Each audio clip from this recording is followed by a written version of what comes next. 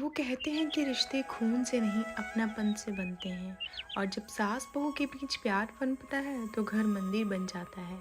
आज की कहानी है निम्मो देवी की, जो कि खीरीपुर गांव में अपने बेटे अर्जुन और बहू प्रिया के साथ रहती थी। निम्मो देवी अपने ज़माने की पारंपरिक महिला थी। सुबह 4 बजे उठकर पूजा, तुलसी को जल। उन्होंने अपना पूरा जीवन नियम, अनुशासन और संस्कृत के साथ बिताया था। जब उनके बेटे अर्जुन की शादी शहर की पढ़ी लिखी, आत्मनिर्भर और आधुनिक सोच वाली प्रिया से हुई तो वह बहुत खुश नहीं थी। उन्हें लगता था कि नई पीढ़ी की लड़कियां परिवार को महत्व नहीं देती। उधर प्रिया भी थोड़ी डरी हुई थी, लेकिन उसने पूरी कोशिश की कि वह इस घर को अपनाए। परंतु संस्कारों और सोच के इस टकरार में दोनों के बीच रोज कोई ना कोई बात हो जाती। निम्मो देवी को लगता था कि प्रिया को रसोई का काम नहीं आता। वह मोबाइल से ज़्यादा लगी रहती है और परिवार की परंपराओं को नहीं समझती। वहीं प्रिया को लगता था कि सास हर बात पे टोकती है, उसे अपनी तरह से कुछ करने ही नहीं देती। एक दिन प्रिया रसोई में खाना बना रही होती है कि वहाँ पे निम्मो देवी आ जाती है। अरे ये क्या बहू, इतनी मोटी रोटी और सब्जी में तड़का भी नहीं है। आजकल की बहुएं सिर्फ दिखावा करती और हैं। प्रिया बोली, हेल्थ के लिए कम तेल वाली सब्जी अच्छी होती है। हेल्थ की इतनी चिंता है तो हमारे जमाने की मेहनत भी करनी सीखो, तब असली फिटनेस बनती थी। कभी खाने को लेकर, कभी पहनावे को लेकर सास बहू के बीच की खाई गहरी होती जा रही थी। अर्जुन काम में व्यस्त रहता था। दोनों महिलाओं के बीच के तनाव को वह समझता तो था, पर हल नहीं निकाल पाता। घर का माहौल धीरे धीरे बोझिल होने लगा था। अगली सुबह अचानक नीमो देवी की तबीयत खराब हो गई। डॉक्टर ने बताया कि उन्हें कमजोरी है और आराम की सख्त जरूरत है।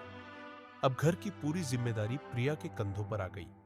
प्रिया ने बिना किसी शिकायत के सब कुछ संभाल लिया। सुबह उठकर पहले सासू मां चाय देना, फिर उनके लिए दलिया बनाना, घर की सफाई, पूजा, सब कुछ वह पूरे मन से करती। निमो देवी उसे काम करते देखती रहती। उन्होंने पहली बार महसूस किया कि यह वही बहू है जिसे उन्होंने हर बात पर टोका टाकी की थी। लेकिन अब वही बहू उनकी सेवा में दिन रात लगी हुई है। एक दिन जब प्रिया खाना देने आई तो निम्मो देवी की आंखें भर आई। उन्होंने प्रिया से कहा, बेटी, मैंने तुझे कभी समझा ही नहीं। तू तो मेरी अपनी बच्ची जैसी है। प्रिया की आंखों में भी आंसू आ गए। उसने सासू माँ से कहा, माँ जी, मैं तो बस आपके दिल में अपनी जगह ढूंढ रही थी। आप जैसी माँ का आशीर्वाद ही मेरी सबसे बड़ी दौलत है। उस दिन के बाद से सब कुछ बदल गया।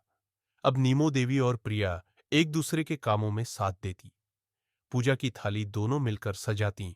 रसोई में नई नई रेसिपी बनती। वे अब सास बहू नहीं, दो सखियां बन चुकी थीं। पड़ोस की महिलाएं भी आश्चर्य में पड़ गईं। अरे, रुक्मिणी बहन तो बदल गई। कोई कहता, देखो, बहू और सास में इतनी पटती है जैसे मां बेटी हो। ये कहानी हमें यह सिखाती है कि हर रिश्ते की शुरुआत में कुछ कठिनाइयां होती है, लेकिन जब दोनों पक्ष थोड़ी समझदारी, थोड़ी सहनशीलता और ढेर सारा प्यार दिखाते हैं, तो सबसे कठिन रिश्ते भी मधुर हो जाते हैं। सास बहू का रिश्ता भी ऐसा ही है। थोड़ा सा धैर्य, थोड़ी सी कोशिश और बहुत सारा अपनापन, बस यही चाहिए। अगर आपको ये कहानी पसंद आई हो तो लाइक, शेयर और सब्सक्राइब जरूर करें। अपने अनुभव कमेंट में जरूर लिखें। क्या आपके घर में भी ऐसा बदलाव आया है?